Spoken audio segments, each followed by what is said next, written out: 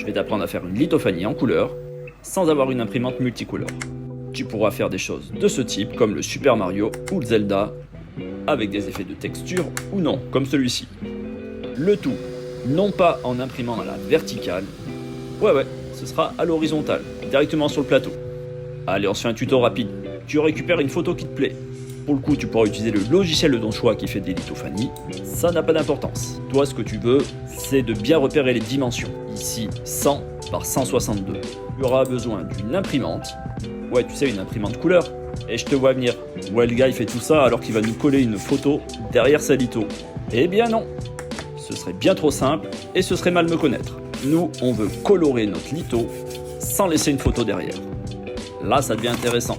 Le papier que tu vas imprimer, avec le contact de la chaleur, va transposer les couleurs sur l'arrière de ta litho.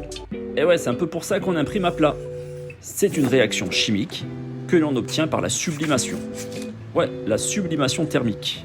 Tu auras donc besoin d'une seule bobine, d'une seule couleur. Ici, je prends la gamme Extruder, un mat blanc. Tu envoies ton SL dans le logiciel de ton choix. Pour le trancher, tu centres tout ça au milieu de ton plateau. Tu vas positionner ton papier à sublimation thermique. Tu mets tout ça dans le four. Ensuite, je te conseille d'imprimer au moins pour la première couche sur une vitesse lente et d'augmenter la chaleur de ton filament.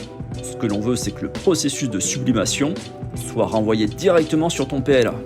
Ce n'est pas de l'encre liquide qui va se déplacer, donc ça ne va pas baver. Alors, tu peux avoir n'importe quelle imprimante. Ici, j'utilise la Bambu Lab X en carbone, mais pour le coup, elles feront toute l'affaire. La première couche, on est sur une vitesse d'environ 50 mm/s, et après, je lui laisse faire le boulot à plus de 100 mm/s. Ce que je veux, c'est une lithophanie qui soit aussi jolie à regarder, sans avoir une lumière derrière.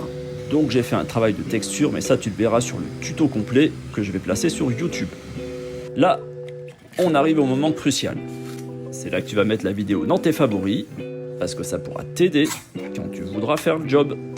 Allez, on reprend. Ici, on décolle. Et là, important, décolle ton impression quand le plateau est encore chaud, parce que c'est un principe de sublimation. Et regarde-moi le résultat. Tu vas pouvoir faire des trucs de malade, jouer avec les couleurs de filament, travailler les textures, travailler l'épaisseur.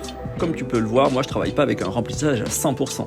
C'est ce qui me donne cet effet de texture sur mes lithophanies. Allez, si c'est pas encore fait, je te laisse abonner. Pour les détails et les notions plus techniques, pour faciliter le positionnement de la feuille, sur le choix de type de matériaux, l'encre, etc.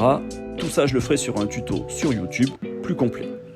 Alors, si c'est pas encore fait, je te laisse t'abonner et découvrir les autres tutos qui sont sur ma page.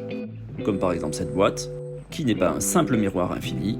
J'ai réalisé une modélisation et mis en partage le SL gratuitement. Tu auras une boîte artistique. Je te laisse découvrir tout ça.